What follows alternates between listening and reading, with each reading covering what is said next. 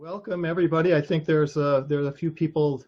It shows that people kind of trickle in when you say admit all, but I think almost everybody who was waiting is in, and I want to welcome you all to the second installment of the Cantors Assembly Stories of Music series.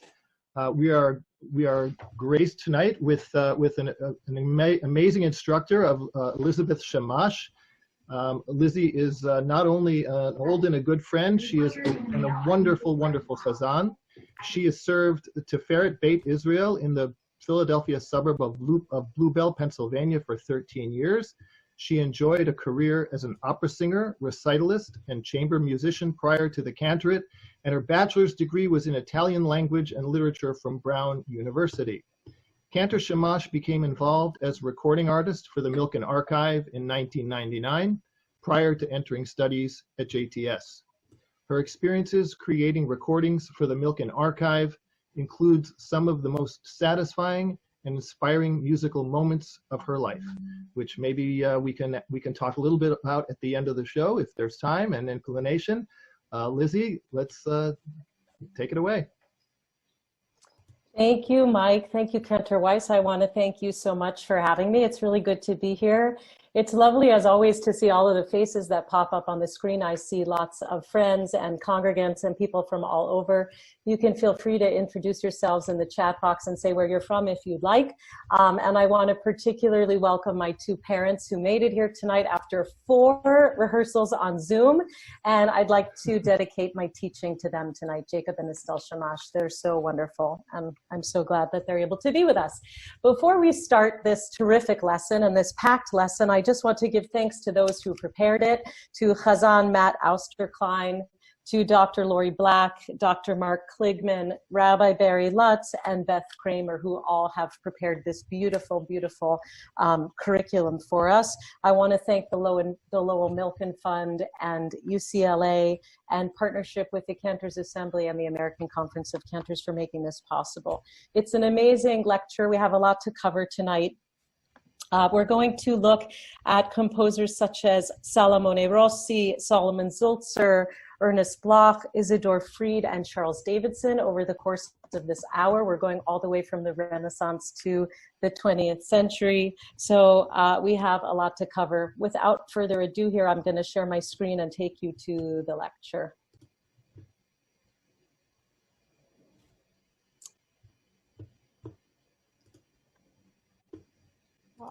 One moment.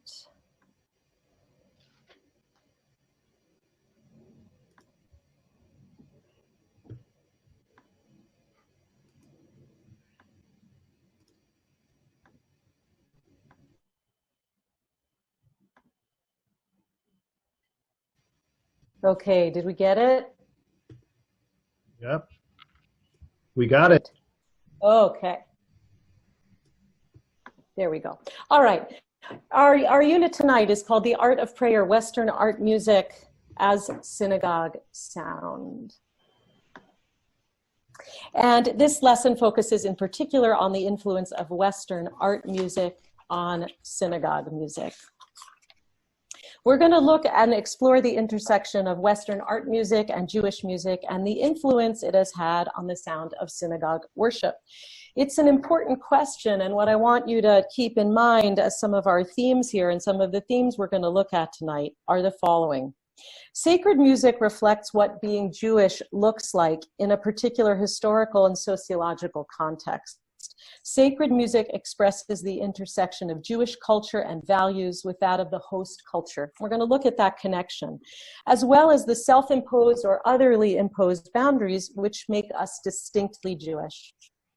Jewish identity is fluid, reflecting an ongoing negotiation between the Jewish community and the surrounding host culture. And we're going to see that through the generations, through the musical languages of the generations as we listen and as we discuss tonight.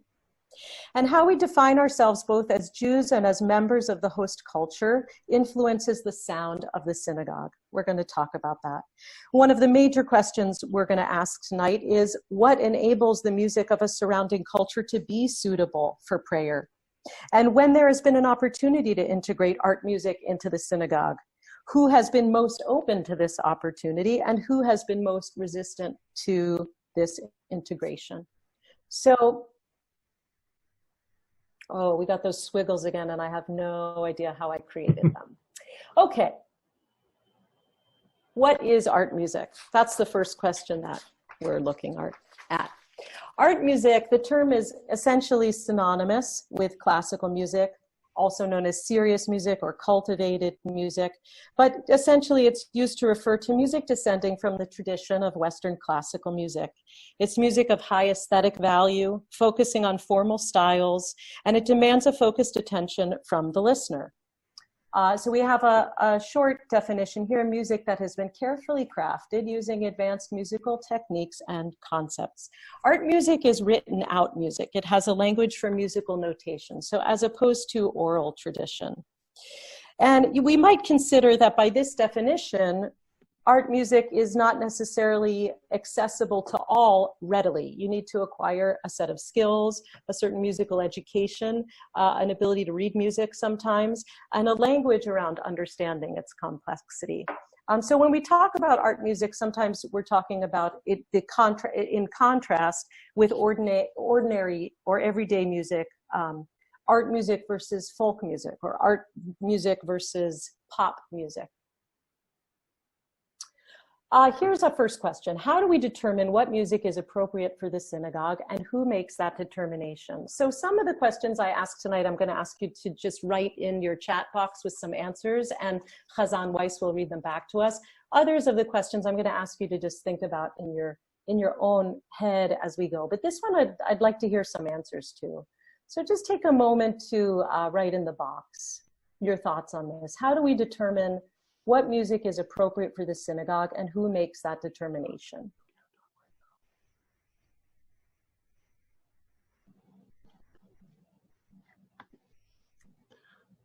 I think people are formulating their thoughts still. Do, do, do, do, do, do, do, do. You don't have to think too hard on it. There are a lot of questions coming at us, but if something comes to your mind. Well, there's a few answers already. The cantor, music director, or soloist should make that determination in collaboration with the other clergy. We have halacha, clergy, the rabbi with the cantor usually make the decision. Here's another: music that resonates, that touches the congregants. It still has to be mediated by someone. Here's the prayer leader. I think what it's coming down to is it's the clergy, the cantor, the rabbi in collaboration, and the one person put it, the people in power. Beautiful, thanks. And as we go on, we'll keep addressing this question about what is appropriate for the synagogue. So let's listen for a moment to a contrafaction, a piece of music taken from somewhere else. This is Adon Olam, based on Hamilton, Cantor Ozzy Schwartz. It will load in just a sec for us.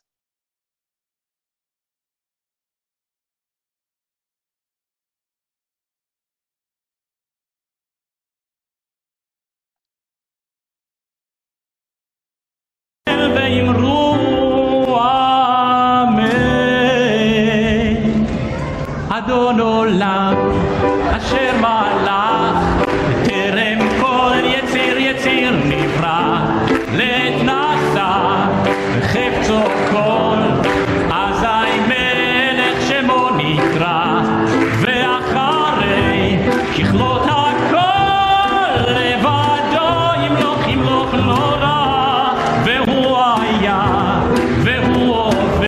So you see that's greeted with much excitement from the kahal. You can hear them clapping. And we see here what happens at the intersection of liturgy and host culture when there's an openness to exchange of intellectual ideas and cultural concepts. Okay, so next question. How has music of the synagogue been influenced by the music of the surrounding dominant culture? I'm interested in some quick answers on this one. Go ahead and write your thoughts.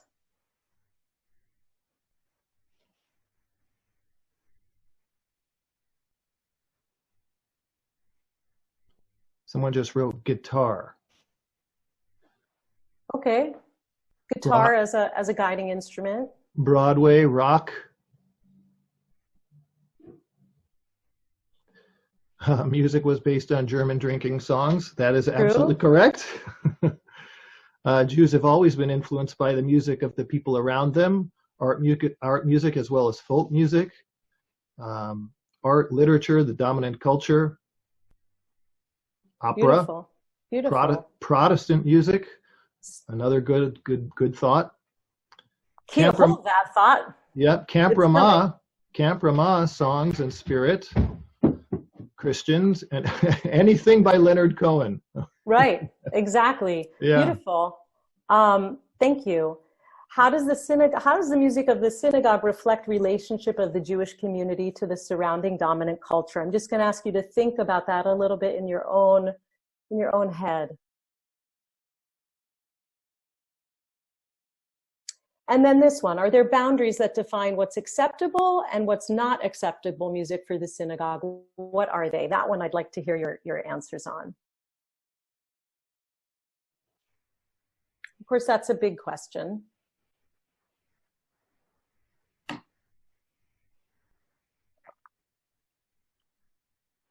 As long as the music serves the text. Aha, good. Dependent on the congregation. I guess one boundary, a pretty solid one, is anything that mentions Jesus Christ. Thank you. I love that first one about it really has to illuminate the text in some way. That's an important boundary. Of course, who gets to decide that? Music should fit the meaning. Music cannot be Jewish, can be not Jewish enough. It should not too closely resemble anything from the church. Great. Hold that thought. Good answers. So this is a question, again, just for your own kepi. Have you seen these boundaries change in your own lifetime, and how? And I'm sure most of us could say we have, and in many ways.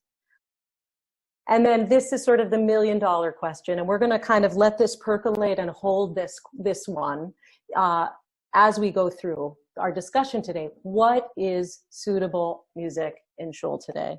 And who are the stakeholders to be able to say what is suitable? So that's kind of our big question. So we're going to go back to the beginning and look at some biblical and rabbinic references before we jump all the way to the Renaissance period. Psalm 150, hallelujah. Praise Adonai in God's sanctuary, praise God in the sky. And we see here, praise God with blasts of the horn, praise God with harp and lyre, with timbrel and dance, praise God with lute and pipe.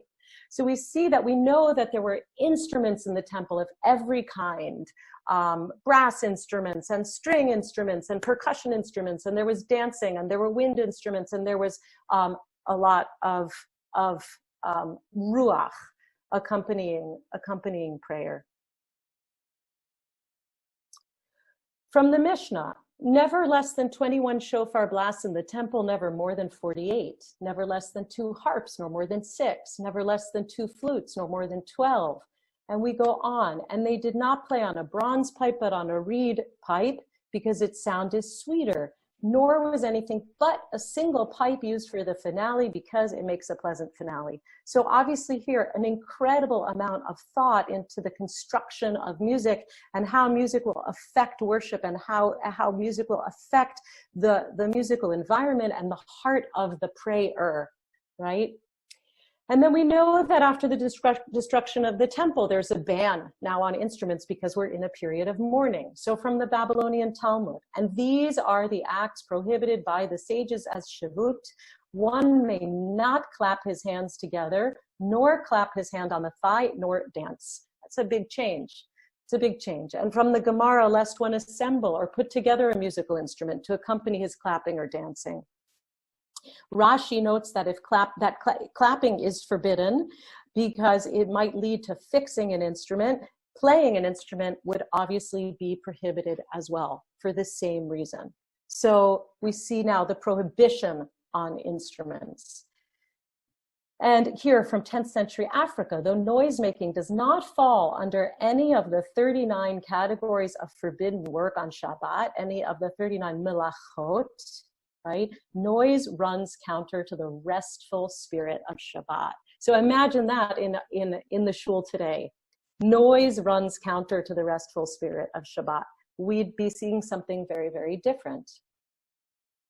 We're going to jump now all the way to the Renaissance and Salamone Rossi, who lived from 1570 to 1630. He's considered late Renaissance. And just to give you a picture of the art world parallel with that, Michelangelo died in 1564, and the dates for Caravaggio were 1571 to 1610, so sort of roughly the same.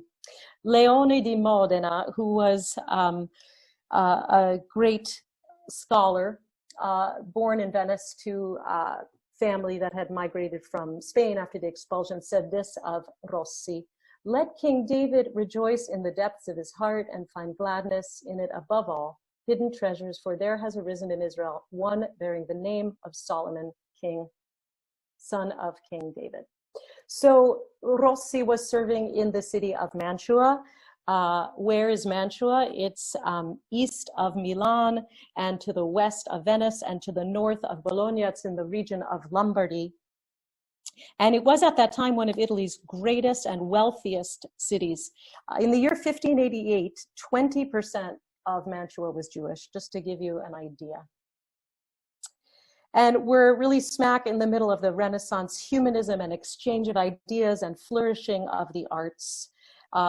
Renaissance humanism was a program to revive the cultural legacy, literary legacy, and moral philosophy of classical antiquity. There were great important centers of humanism in Florence, in Naples, Rome, Venice, Genoa, Mantua, Ferrara, and Urbino. So many Jewish communities had an opportunity to begin to intermingle with their Christian neighbors with a freedom hitherto unknown during this period of humanism and in the early Renaissance. Caught up in this fervor of a new age, Jews for the first time studied Western music, as well as painting, dancing, theater, philosophy, and literature. By the mid-16th century, many Jews were employed in the various Italian ducal courts as instrumentalists, composers, actors, and dancing masters. Rossi enters into this scene. Now, put against this commingling, also not so much commingling, because the Jews were also, for the first time now, forced into the ghettos. Ghetto, of course, is the Venetian word for foundry, and was the first of such state of the Jews being put into say reserved walled communities. We tend to think of ghetto in the sense of Shoah. This was not nearly as much a situation of persecution, but certainly they were separated. They were taxed.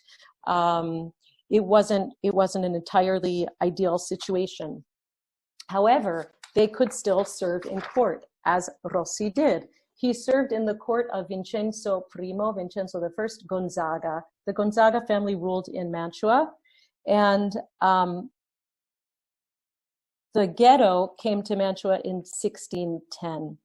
So from 1587 to 1612, Vincenzo was the ruler of the Duchy of Mantua and the Duchy of Montferrat. He was a major patron of the arts and sciences, and he turned Mantua into a vibrant cultural center. He employed the composer Claudio Monteverdi and the painter Peter Paul Rubens. And in 1587, Rossi enters into his service. So let's get an idea of what Rossi would have been listening to. Here is Cantate Dominum of Claudio Monteverdi.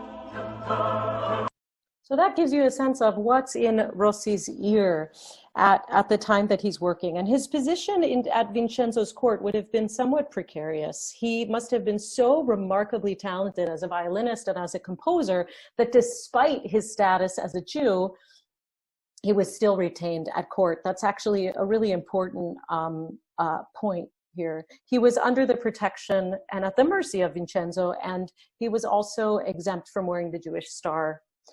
He stayed in the service of the Gonzaga court for almost 40 years. So what did Jewish music look like in the 17th century Italian synagogue? The use of musical instruments in the synagogue was still prohibited as a sign of mourning. So while polyphony was developing in the Western church, Jewish worship music remained basically monophonic, modal, improvised from a set of basic melodic formulas, and closely bound to the natural rhythms of the text. Rossi's special niche in the history of liturgical music comes from his collection of synagogue motets.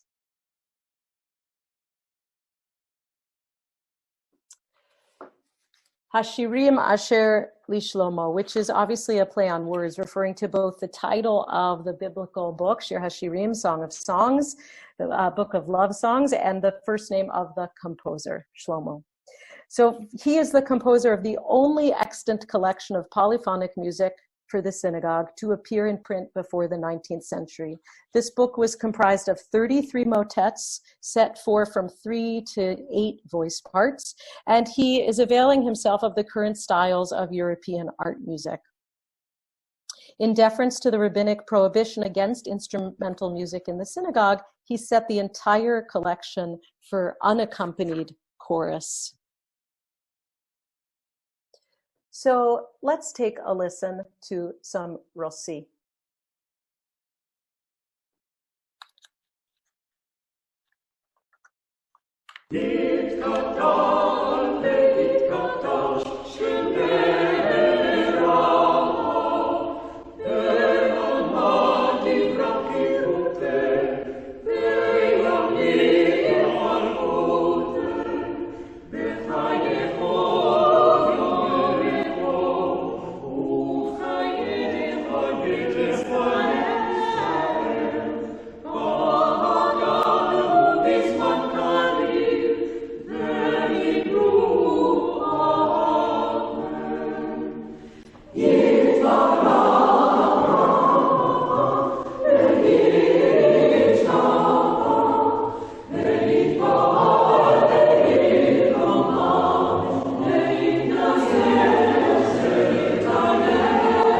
So maybe you notice that it's in the same 3, and in fact, even the same tempo as the Monteverdi Cantate Dominum motet. So let's listen to that in the framework of what Dr. Klibman introduced us to last week in looking at Jewish music with these 3 elements: the sonic element, the sound element, the meaning, and context, right? So sound being using elements like scales and rhythms and ornamentation and particular modes to sound Jewish, meaning that it uses a Jewish text, essentially, but does not necessarily use traditional tunes or scales, and context. This category can mean that it's used in, a particular context in the service. So from that point of view, what is Jewish in Rossi's music? Please write in the chat box. First answer is text. Text. That was quick. Jewish writer, Jewish words. Content only. Aramaic. Or, yeah.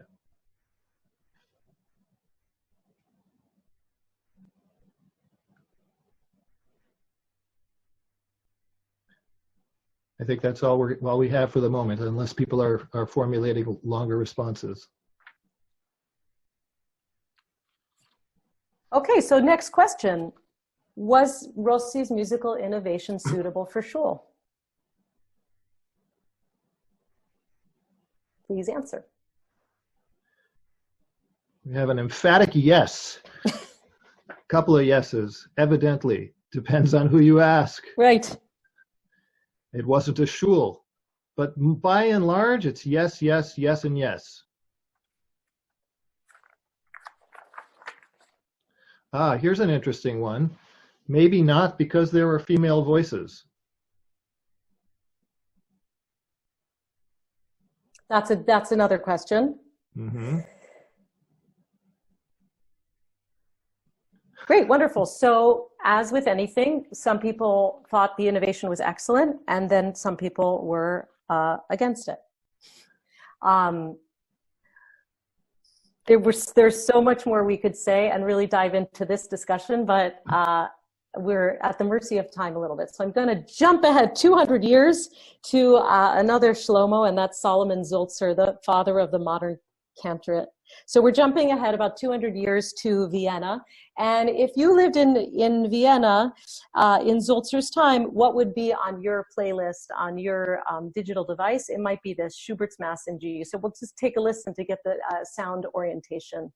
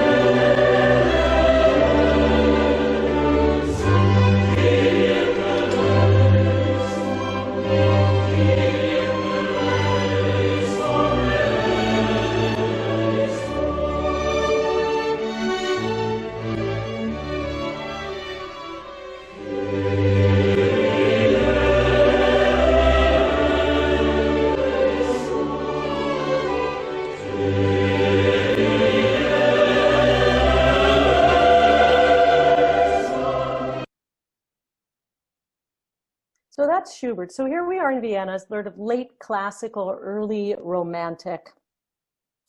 In Vienna, the great, great home to music. Beethoven is living there. Franz Schubert is living there. Franz Liszt, the pianist and composer, would accompany Zulzer in his singing of Schubert later. And that just kind of right there blows my mind.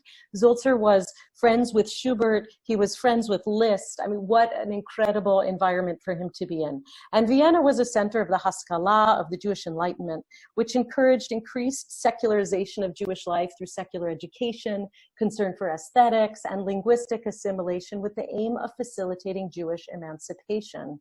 Viennese Jews were among the first in Europe to demand modernization of their religious service. In 1828, was the construction of the Seitenstättengasse temple, which was the first new Jewish institution in Vienna since 1670. So let's take a look at Zulzer's dates. 1804 to 1890, he was born in Hohenems.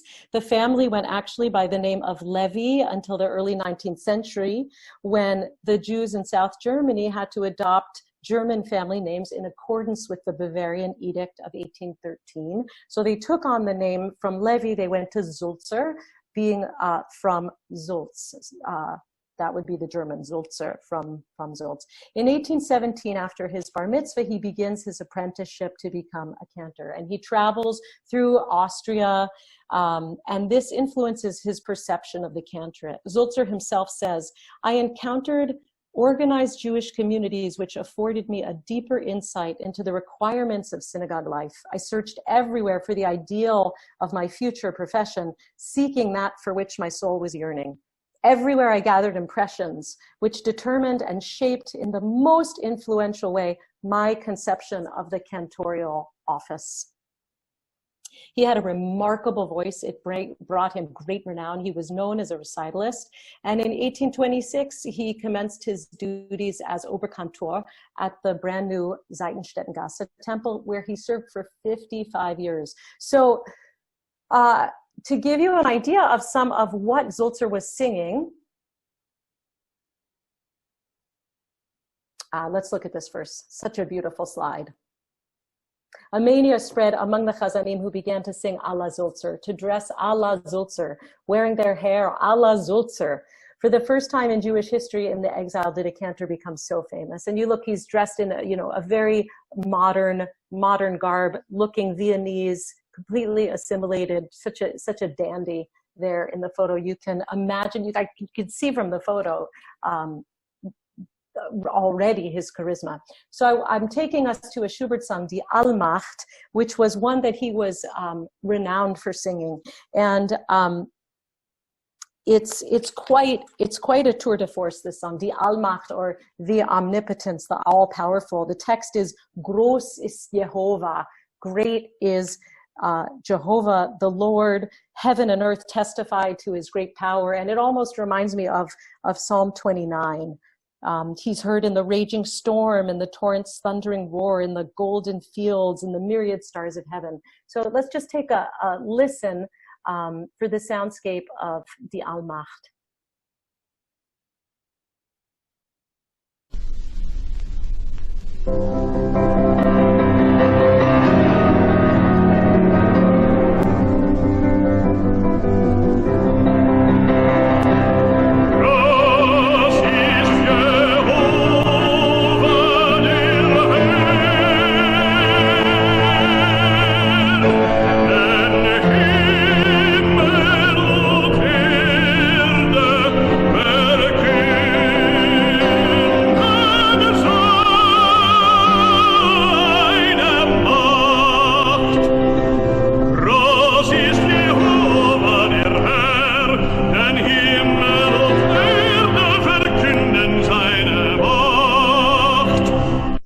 It's a tremendous song. I wish I could play the whole thing for you, but it's for a Helden tenor. It's for a big tenor voice, and it's really quite a sing. So you get a sense of what his technique must have been, what kind of voice he must have had. Sulzer was a composer. He composed secular songs as well, and secular choral repertoire. His language is influenced by Schubert, Schumann, Mendelssohn, and he was also a teacher of voice at the Vienna Conservatory, and as I said, a great interpreter of Lieder. Tina Frühauf, in her book, Solomon Sulzer, Reformer, Cantor, and Icon, she says, the first chazan in modern community and a cynosure of the general musical life of his time, tempered by the culture of the society that surrounded him. Up to the current day, he symbolizes the renewal of Jewishness and Judaism. So Sulzer developed the so-called Viennese Rite, moderate revision of the liturgy and of traditional synagogue music characterized by greater decorum and aesthetically pleasing music. He says here, I consider it my duty to pay as much regard as possible to melodies handed down to us from antiquity, and to free and cleanse the ancient and venerable styles from subsequent arbitrary and distasteful embellishments, to restore them to the original purity, and to reconstruct them in accordance with the text and with the rules of harmony. So he's sort of standing for tradition and change, holding tradition, but taking the musical of his day.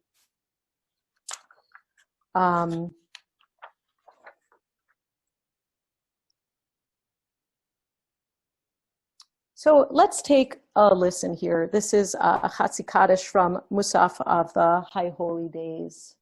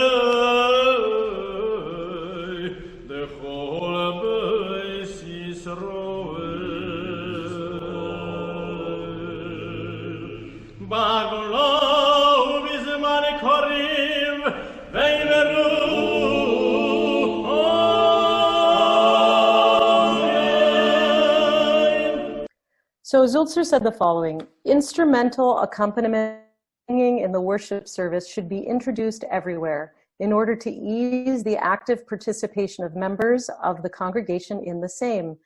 To provide the requisite accompaniment to this end, the organ deserves to be recommended, with no religious reservations or conflict concerning its use on the Sabbath and holy days. And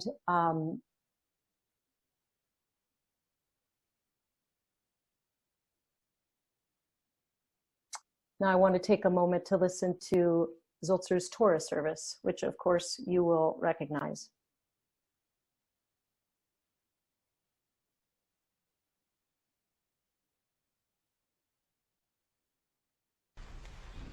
Ein kamacho o Elohim Hadoshem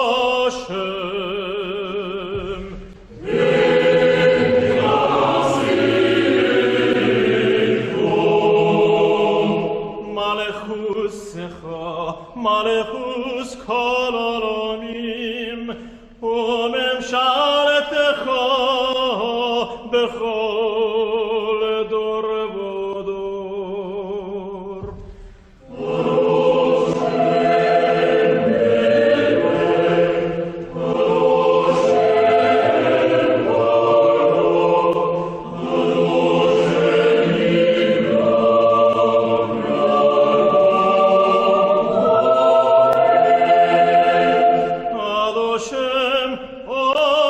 So 200 years later, Zulzer continues to play such an important role in our worship service. We still use his Torah service. We still use his Shammash. Is it that we are still using these pieces of music 200 years later in contemporary American worship? And what, in your estimation, has allowed these pieces to stand the test of time? Go ahead and write your thoughts on this one. We'll have Mike. While they're formulating their thoughts, there was a very interesting comment that just came in. I'm going to read it as it was written. It said, doesn't that style, chazanut, represent the transformation of Jewish liturgy from a collective participatory experience for the congregation to a more concert experience of listening to a particularly gifted performer, notwithstanding that its intent is to inspire the passive congregation? I find that really interesting, in particular because in my experience and studies as a cantor, I always understood it to be the opposite. That this is what we are hearing, or in some degree, was what prayer was, and it only became participatory really much later, and fairly recently. I'm curious to hear what other people have to say to that comment too. Let's see if any other thoughts come in. Let's see. Got to get back down to the comments here. There's 12 new messages. There's lots of stuff while I was talking. The same appeal as the corresponding non-Jewish art music has, it's been enshrined as part of the canon of serious music to be revered. Cantors were soloing for centuries before Zulzer. The melody doesn't demand huge vocal range. There was only Shliach Tzibur before. Here's a question: how do we define participation? Participation is not necessarily unison singing. That's an excellent point. Great point. And then here's another. He's lucky that the melodies became popular. That is what preserved them. Great. So I'm going to let these questions just kind of sit. These are great questions. These are huge questions. I'm just going to let them kind of sit with us as we move forward. But I want to make the point that the point of this question is to explore how synagogue music and other, just like other aspects of worship, are transformed by social and historical contexts, which have a lot to do with it, right? So Rossi and Zulzer integrated the art music of their surrounding culture, and they made synagogue music contemporary in their times.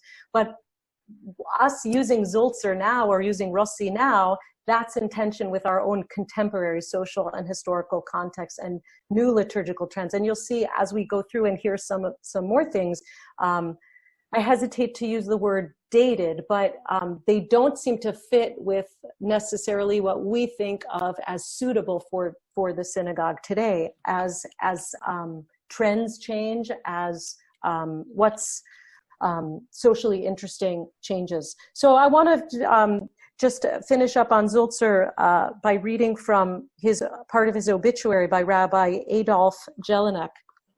He said, "That voice, who can describe it? Its strength and its softness, its richness, its tenderness, its fervor, its pathos.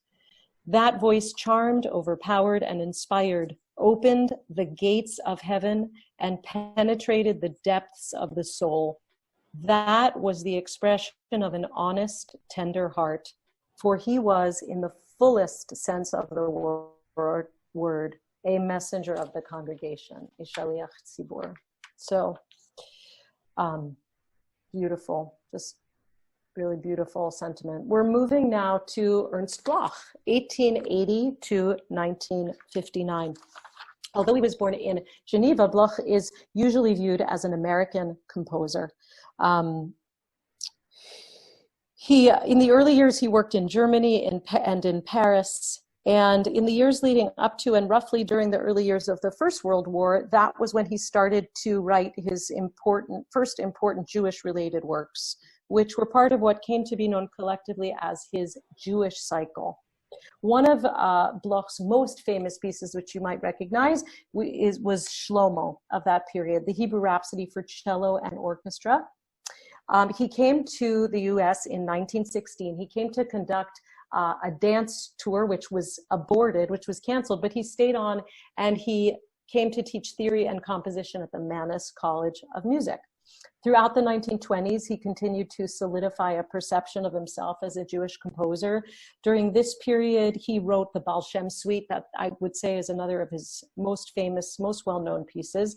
Baal Shem Suite was 1923 for violin and piano, and it was later orchestrated. He wrote From Jewish Life for cello and piano, and the Méditation hébraïque, Hebrew meditation for cello and piano.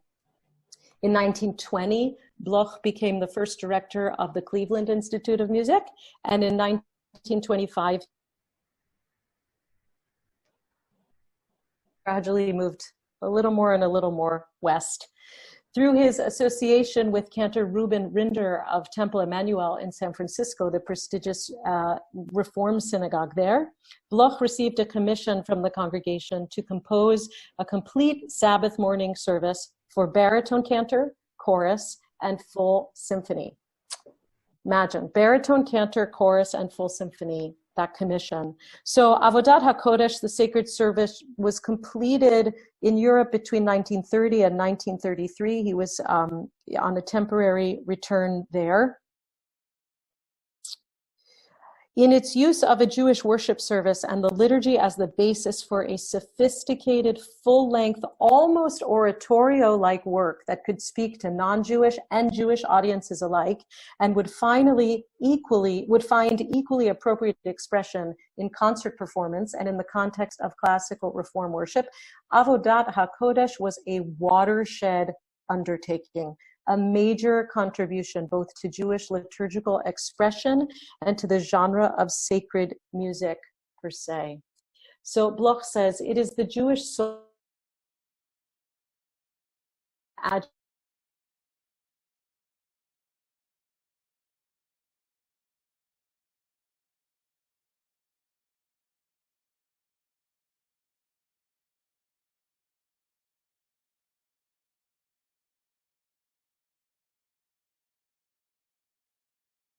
of the Song of Songs. All this is in us. All this is in me, and it is the better part of me. It is all that I endeavor to hear in myself and to transcribe in my music. The venerable emotion of the race that slumbers way down in our souls. So let's take a listen of the Kedusha from the sacred service.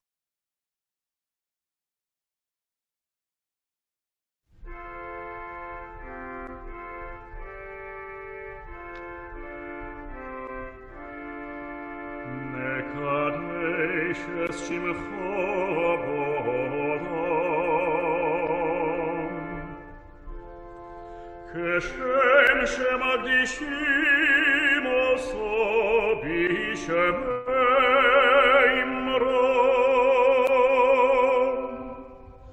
כך עשו על יד נביאך,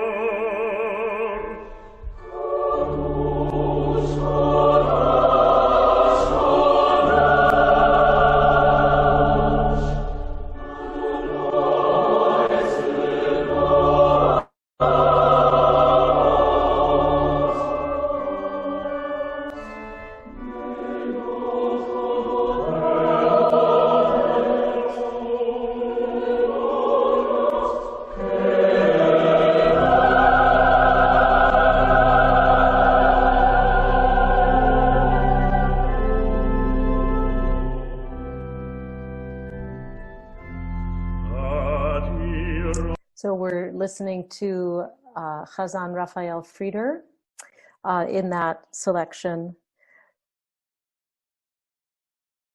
Bloch's Avodat Kodesh was really considered to be the pinnacle of expression of art music in the synagogue.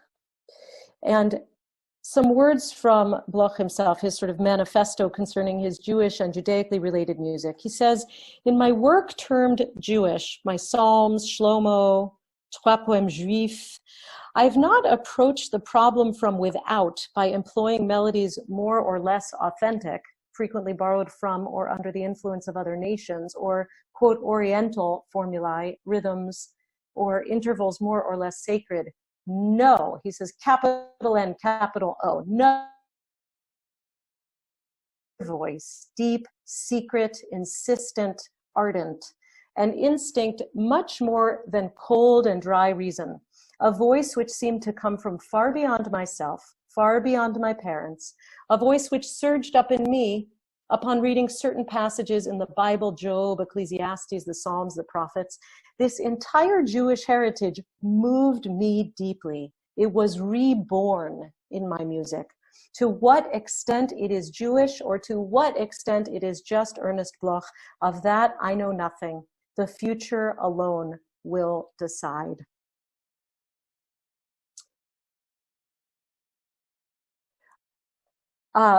We're going to move on to Isidor Fried. Before we do that, I want to say about Bloch's impact on American music. If we look a little bit at the roster of his own students, granted between teaching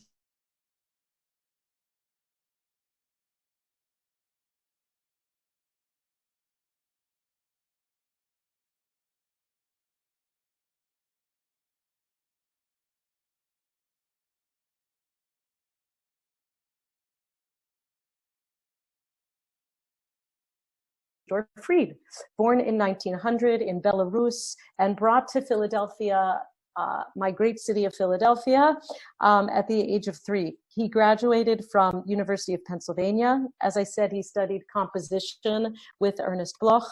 He studied piano and organ, and he also studied musical composition with Nadia Boulanger in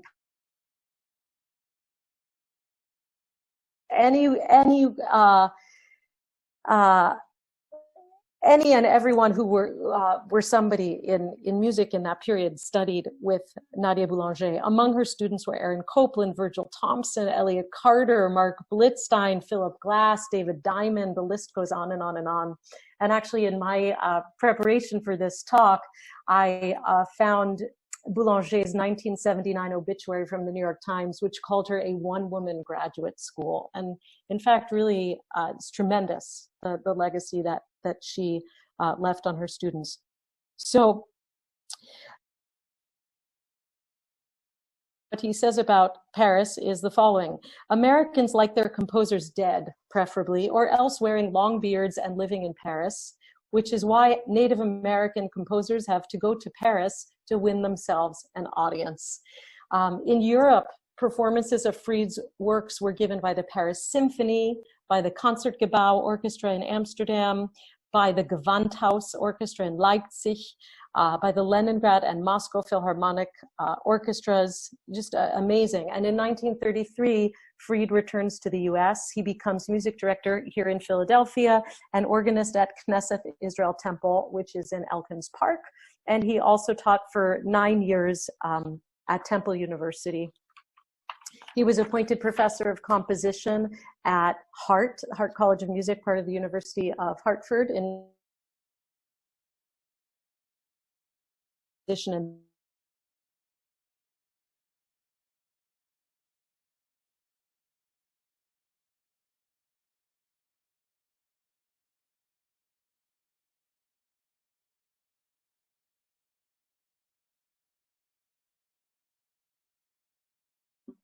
Fried's postulates for synagogue music. It must be good music, it must be living music, it must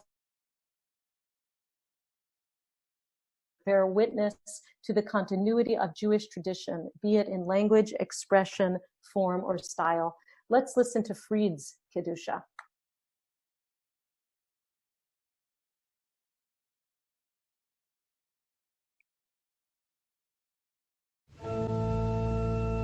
נקדש את שמך בעולם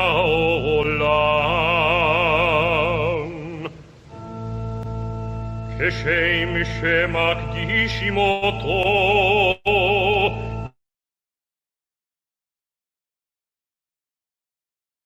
ככתוב על יד נביאך וקרא זה אל זה וקרא זה אל זה ואמר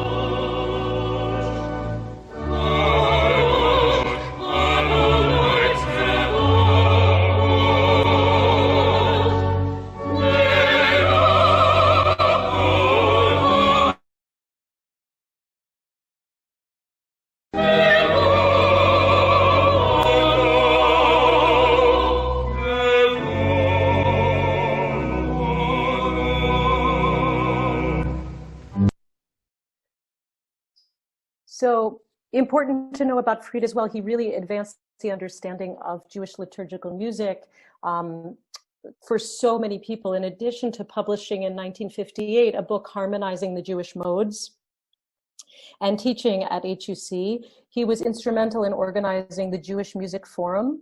He aided in founding the National Jewish Music Council. He helped found the Society for the Advancement of Jewish Liturgical Music. And as a regular contributor to the Journal of the CCAR, the Central Conference of American Rabbis, he helped educate an entire generation of rabbis in the sources of Jewish musical expression. So a posthumous reflection from the music chairman of Temple Israel on Long Island. He said the following: little by little, Dr. Fried opened the door for us to a whole new world of synagogue music that most of us never knew existed. Like a gentle, beloved teacher, he led us from one level of musical discernment to another, enriching the service itself, yet at the same time adding immeasurably to our understanding of the culture of our people.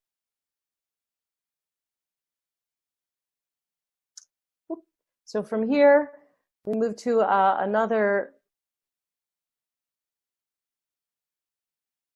Charles Davidson.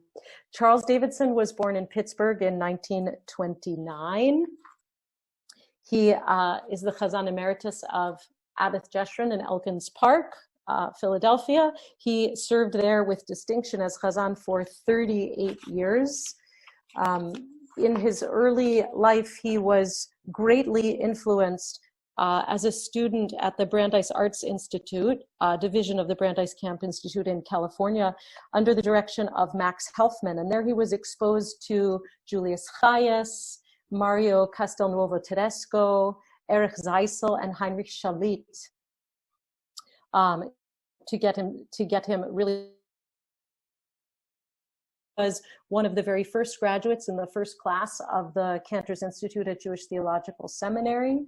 He later also received his doctorate in sacred music and served as the faculty at JTS since 1977. He taught so many of us. His monumental work, I Never Saw Another Butterfly, a setting of children's poetry from Terezin concentration camp, is unquestionably his best known and most celebrated work, having received more than 2,500 performances. I Never Saw Another Butterfly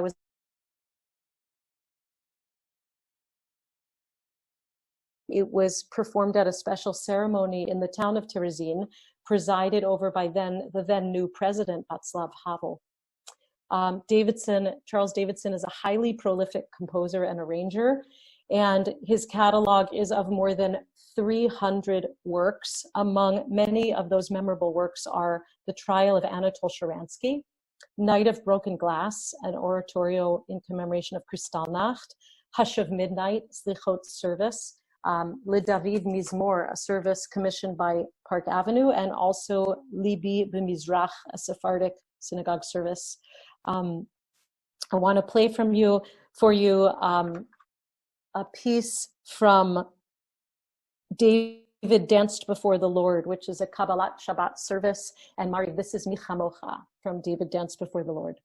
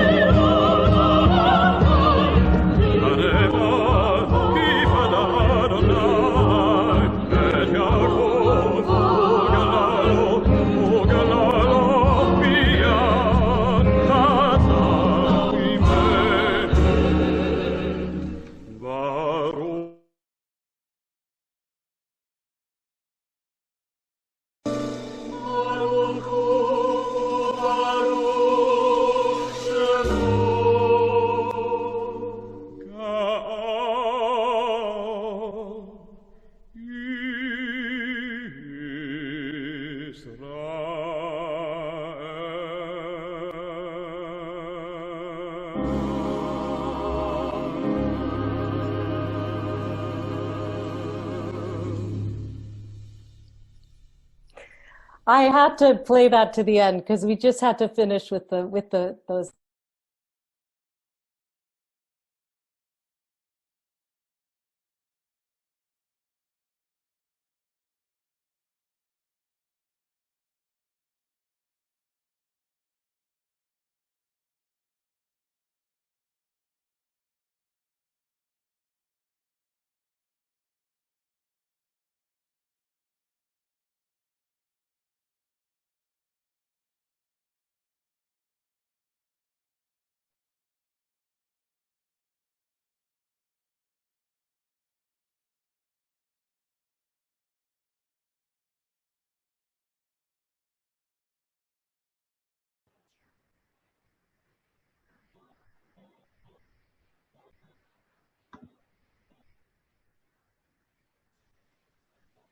So there's a lot of answers coming in. It's interesting. Some people are saying, well, no, it's too complex. And others are saying, why not? Depends on the shul. It depends on the congregation is a pretty common sentiment. There seems to be a bit of a division between, well, if it's not singable, then it's not necessarily suitable for a congregation, and absolutely, because there's no restriction to what can be done in a shul. But it isn't today because it's not our musical idiom. I mean, there's so many answers to this question. So here's the next and final question kind of for this little wrap. Art music is much less prevalent in synagogue today than it has been for most of the history of the American Jewish community. What are the factors at play that have made that so?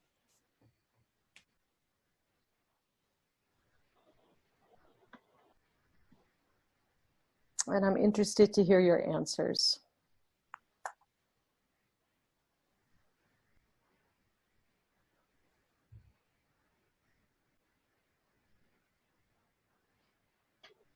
People do not want to be entertained anymore. They want to participate. Okay, so that's interesting. The assumption that art music means entertainment, well, and this not is participation. I'm not going to react to it, but keep going. What else? What else have we got? No, but that actually is a kind of a theme. There was sort of a tug of war going on while some of the other pieces were playing about whether or not participation means just listening, or if there's something else. And it was pretty interesting how it kind of was unfolding there. Yes. Okay. Good.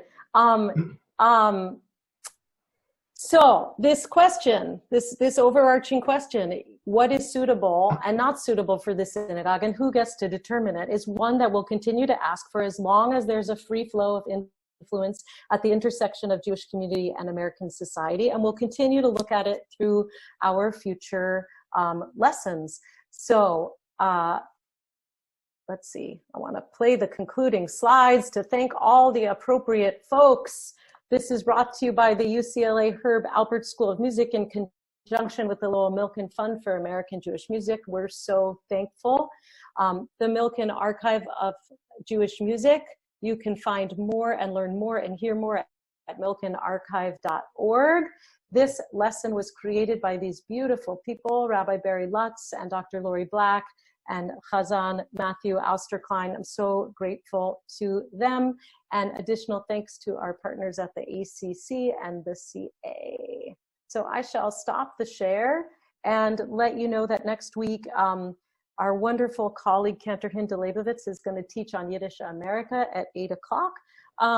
So we have a little bit more time for conversation and questions, but I tell you a little bit about my involvement with the Milken Archive and my excitement about doing this lecture today, because really that intersection of art, music, and synagogue sound is what led me to become a chazan. And this idea of, I think this question of what's performance and what is participation and what is spirituality, they're all very interesting questions because I think, well, I want to tell you about, I think one of my greatest spiritual moments of my life, and one that became a defining moment of my life, and I owe it to the archive. So I was in Berlin to record a piece by the American composer David Stock, Zichrono Livracha, called A Little Miracle. And it's a piece for mezzo-soprano and chamber orchestra. And I got a call to do it on just a little bit of notice, and I learned it in about 2 weeks in New York and flew over to Berlin to record it with Gerard Schwartz and the Berlin Radio Symphony. And so here we are in the church called Jesus Christus Kirche, Jesus Christ Church in Dahlem, and we're all set up to make this recording. And it's a beautiful piece about a woman's experience in hiding through the war. It's just an exquisite piece. And in fact, we were recording in a church where Furtwängler used to record. So one of the great anti-Semites, member of the Nazi Party, recorded here in this church. And here I am standing here recording this Holocaust piece. And I'm standing with between a violist and a violinist to the other side and a clarinetist behind me, because when you're recording, sometimes you're sort of nestled in between the orchestra players.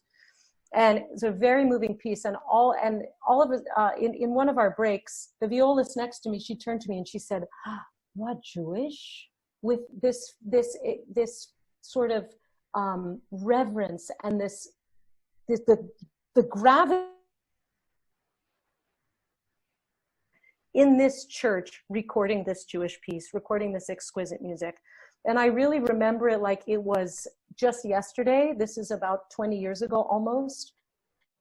My experience of recording that piece and being a part of that was one of the most Jewish defining moments of my life, one of the most spiritually connected moments of my life, and was a big piece of what led me to want to lead congregations. So it's the convergence of art, music, and synagogue sound that actually brought me to my most elevated place, and why the questions of this lecture really do speak to me. So I just wanted to share that little bit of personal story, and let's open up for any discussion, any thoughts.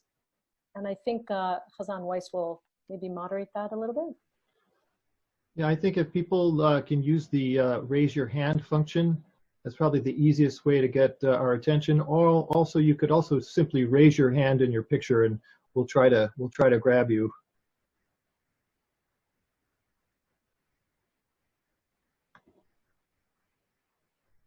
Oh, there's Abe Lubin.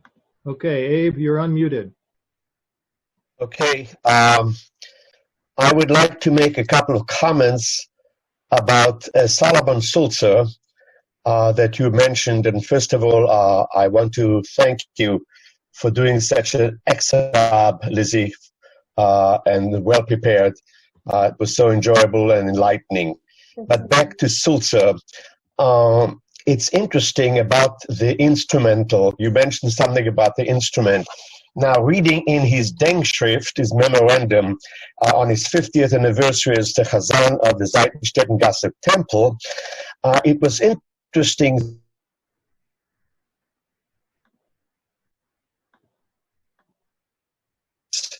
to that temple. He only used boys and men for four-part harmony, and introduced that, of course, and invited some non-Jewish local theater composers, and in fact a number of them contributed to his Shir Tzion, as we know. But what is interesting about the accompaniment of an instrument, on the one hand, of course, he never used it in the synagogue.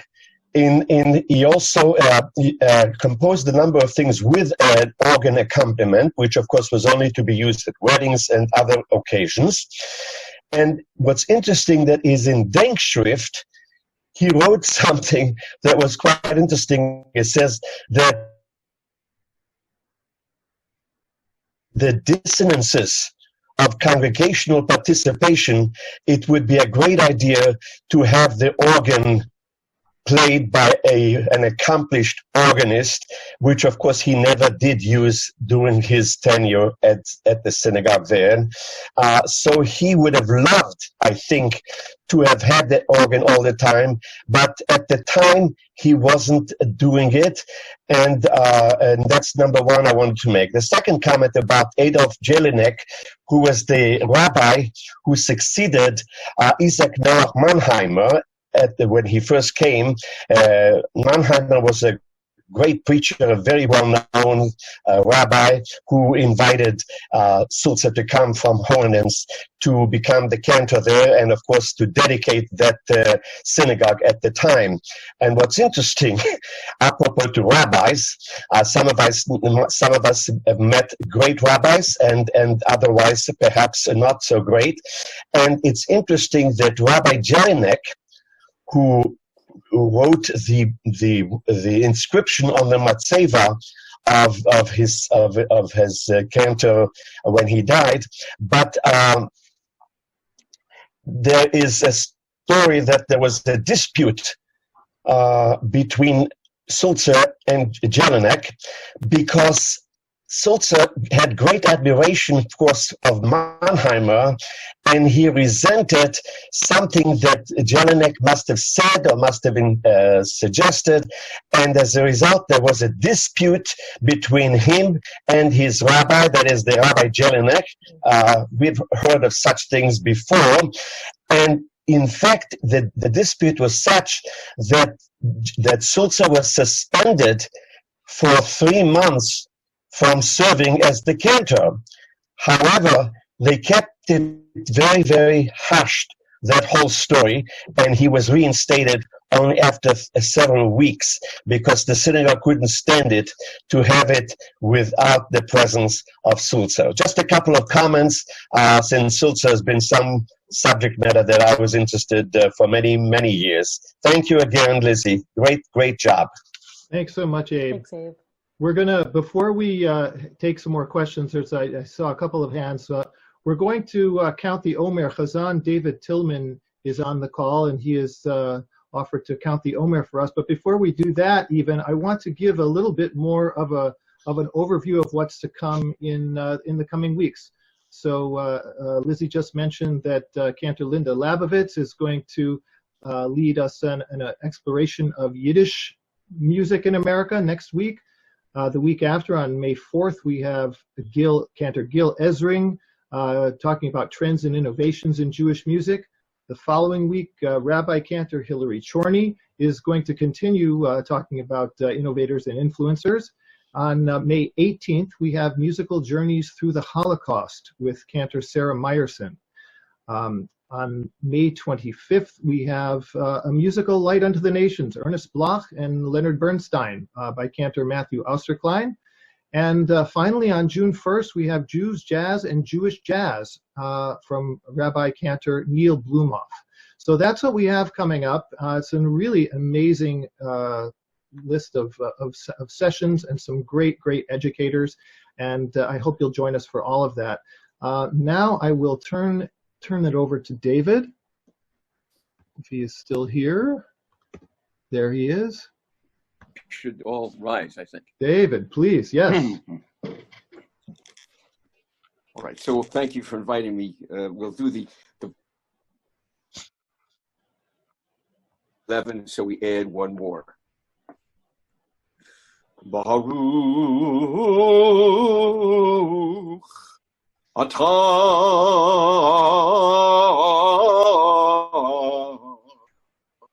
Adonai Eloheinu melech haolam asher kiddushanu b'mitzvotav mitzivanu al sefirat haomer hayom 12 yom shehem shavua echad וחמישה ימים לעומר. Amen.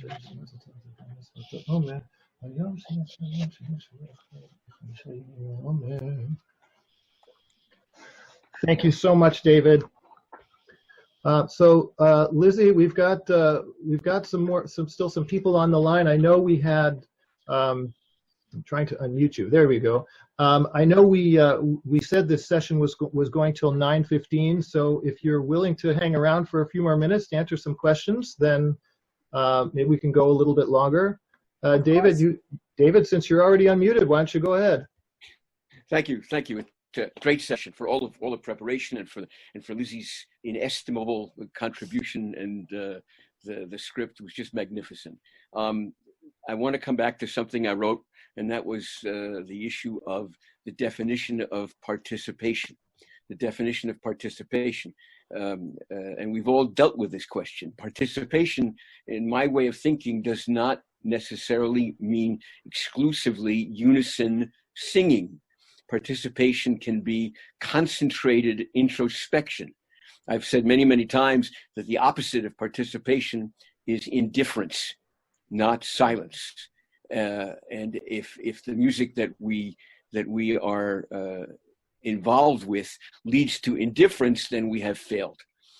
But if the music that we are dealing with leads to concentrated introspection and or unison singing, then we are on our way to bringing the text alive.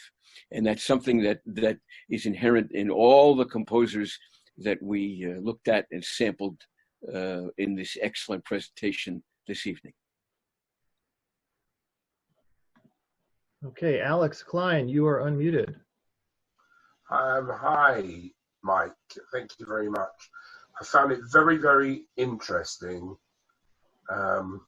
Quite different from what we have in the UK, and the comparisons that you have and we have are not really parallel. So I think what I've learned is America invented out of Europe its own way of conducting services, and the influence that came about from, I would say, the reform movement that came from Germany, as opposed to any other movement, caused the enlightenment of what we have today of synagogue music from within the reform and conservative movement. The Orthodox movement is the least said about it, the better, because it doesn't know where it's going and doesn't excite. It did in the 60s and 70s, and it's just sort of died a death. So I believe we need something to set alight the Orthodox world. I mean, we have to rely in America on the non-Orthodox world, in inverted commas, which there is, to me, some of it is a lot more knowledgeable than what you would expect that comes out of the yeshiva world or the Haredi world. They don't have the same respect. I know there's a difference. I know finding out respect of the tefillah, whichever way one uses, whether one uses instruments, male chazonim, female chazonim, female rabbis, male rabbis, it's irrelevant. It's the respect of the tefillah and what's happening, of the metamorphosis that has happened within the various movements within the United States, hasn't happened within the Orthodoxy. And I think they trail quite far behind, which is, for me, very upsetting, coming from an Orthodox background and expecting such high standards for what we used to have in the UK. We had the finest cantors in the world, and we lost them to America, Canada, and South Africa because of the attitude towards the powers that be within the States, within the UK. This wasn't so. So music developed in a different way. You had Karl Bach in America, influenced by various cantors that he saw. You had the Soul Sins music. You had Finkelstein.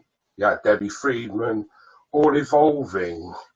But you didn't have this within Orthodoxy unless you were sort of Hasidic Haredi, which again didn't come from the Orthodox world.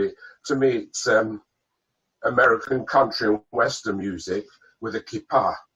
So that's the way I would see it. But you've enlightened me quite a lot, and I really, really appreciate you taking me into your family. Thank you so much. Thanks for the comment, Alex. Thanks for being here. Great to see you. Joe Goal, you are unmuted. Thank you, Mike. Alex, thank you for your comments. And Lizzie, let me start by thanking you. Great presentation. Loved every minute of it. Great seeing you. Miss you. We will connect sometime later this week. I lived through a period of tremendous change in synagogue music. But at the same time, I've lived through a long period of music in church and synagogue changing dramatically because of our culture. And I don't think they're disconnected.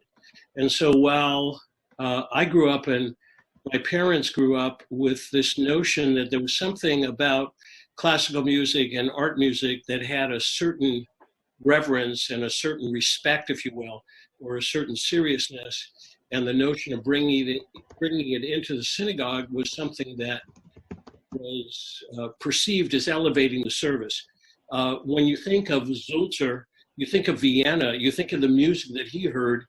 His music, his culture was Schubert, who wrote for the synagogue, Tov L'Hodot, and Volker, and all these composers that he had a relationship with. They all influenced how he wrote, how his perspective was, and you dramatically gave examples of it. And you playing that Schubert, Die Allmacht, yeah. Yeah, I mean, it just demonstrated what he was hearing and what the people were hearing. And so it was not foreign to them to come to the synagogue and hear music similar to that. By the way, Lizzie, just so you know, the way he wrote the En Kamocha was the way I sung it at Sinai Temple, note for note for note. The Vayehi bin So Aaron, note for note for note.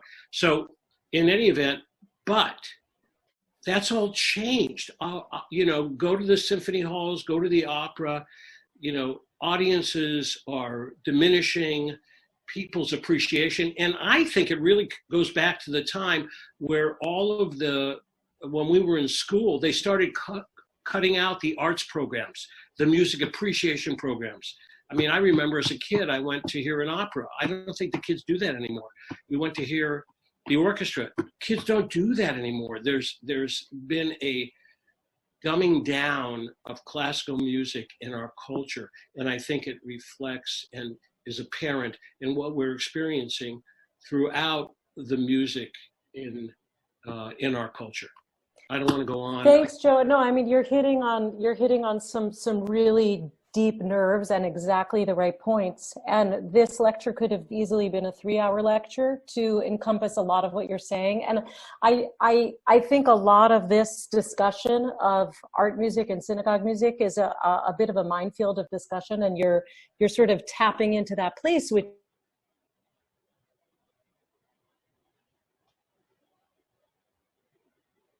decide what is appropriate music.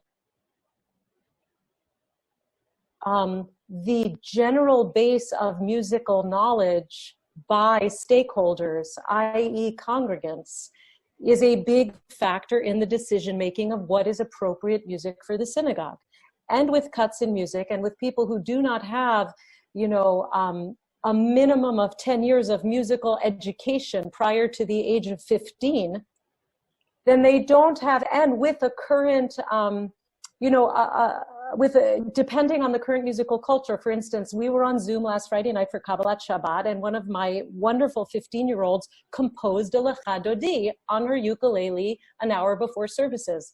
I had asked her to play Lecha Dodi. I didn't ask her to compose. So she plays. And what does it sound like? It sounds like Billie Eilish, right? And vocally, who does she sound like? Billie Eilish. Right. Right? So she gets to decide what's appropriate music for the shul, because our current Grammy winners have a say. If we have a good relationship with our host culture, American culture, and cross-referencing here, then that's what we're going to get in the synagogue, right? So the roster, when you went all the way from, Rossi is standing next to Monteverdi, Zulzer is standing next to Liszt and Schubert. Yeah, but absolutely. Right, this list goes on and on of who their teachers were, right? So I think that says a lot. Take it one step further. Our current congregants have never heard chazanas. It's so foreign to them. They didn't grow up with it. And therefore, when they hear it, it's so beyond their ability to even comprehend on any level. And it's sad, because that's part of our culture. That's really at the essence of our tradition, of our liturgy, of that expression, that cantorial expression, Eastern European as it may be, that first came over here that was part of every immigrant's experience, it's virtually, for the most part, gone. And that to me is very sad. I mean, Hitler had a lot to do with that, but it's just very sad that we've lost so much of that, which is part of our history and tradition. You know, we didn't cover, we didn't talk about, but any event, I think there's a place for us to discuss that. Thank you for making the point, Joe. I just want to throw in there that that in the chat while you were talking, Joe, just now, somebody actually said that it's not just, it's in the classical world as well, that the classical world has seen the same kind of decline as the Jewish world has in Chazanu. That you don't, in terms of people aren't playing it in their homes, and you're not finding it on commercial radio. It's, you know, I wonder if, you know, which came first, the chicken or the egg? Are we a symptom of a greater problem, or do we have our own problem? We're a symptom of a greater problem, and that's because we've been inundated. Secular, you know, the music, contemporary music, is just void of an appreciation and awareness of classical music. The people that go to symphonies and to operas, it's such a small segment. They're all struggling on some level. I mean, yes, they get endowed by foundations and what have you, but for the most part, they're all struggling to get people into the concert halls.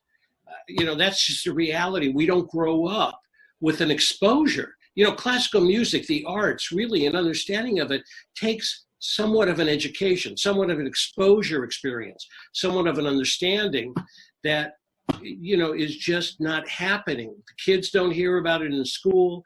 They don't, you know, and it's just not happening. It's just so, for me, who a lover of classical music, a lover of classical Jewish music, it's just very painful because we have such a rich heritage and there's just such great music. And sad, from my perspective, that it's not heard. It's not, I mean, what you played for us, Lizzie, is magnificent music, and it's not heard. You know, and yes, Debbie Friedman's great, and Mayer's great, and, you know, all these contemporary composers, Saul Zim is great, but, you know, there's something that we're missing out in not being exposed to some of these great composers that are part of our tradition that are not being heard anymore. Well, with that, I think we're going to wrap things up. Thank you, Lizzie. Thank you so much for a wonderful evening, incredible learning tonight. I want to thank everybody who came. Thank you for your comments. Really, really insightful and perceptive comments. Thank you so much. We hope we will see you next week and the weeks following. Before I let you all go, though, I want two more quick announcements. I want you to look at the chat right now. I'm putting two links into the chat. One is a link to the Cantors Assembly Facebook page, where you will find links to other great programs that the Cantors Assembly is putting on and making available to the public while we're all stuck in our homes. And hopefully you will check those out as well. And earlier, Mark Kligman put in a link so that you could listen to some of Lizzie's recordings on the Milken Archive. And I strongly, strongly recommend, if you have not heard her, please go check her out. And even if you have heard her, go check her out, because they're fantastic, just absolutely astounding. So thanks again, Lizzie. Thanks, everybody, and have a great night. Laila Tov.